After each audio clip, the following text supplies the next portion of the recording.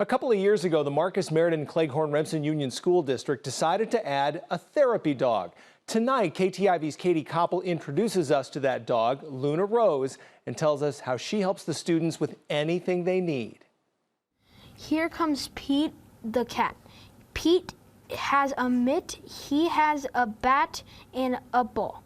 So during the day, she spends 90% of it up in my office with me, or wherever I go, she comes with me. Meet Luna Rose, a 6-month-old therapy dog at MMCRU in Remsen. Mostly her role is she's just such a happy, calm presence in the building. There's so much research behind therapy animals in general. Luna helps students in all areas of their school day. Students who are dysregulated, she's just a calm presence in that sense.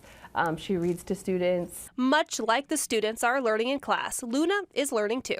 In terms of training, we're doing training through Carson Canines. It's just really important that she continues to stay in the building and in the school and get used to everything here. She's also teaching students the importance of empathy. Luna can't talk to us like we talk to each other, and so noticing, just how she's feeling or how she's doing based on what we notice about her body. She sometimes comes into our classes and just hangs out with us and does different things and stuff with us. And she's just really fun to be around. The students quickly fell in love with Luna. And when you're stressed, you can just lay with her. I've seen her help other kids just by laying there.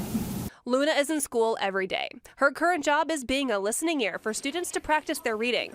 But no matter her duty, Luna is ready for whatever comes her way. Reporting in Remsen, Iowa, Katie Koppel, KTIV News 4. And Luna will continue her training as a therapy dog over the next few months.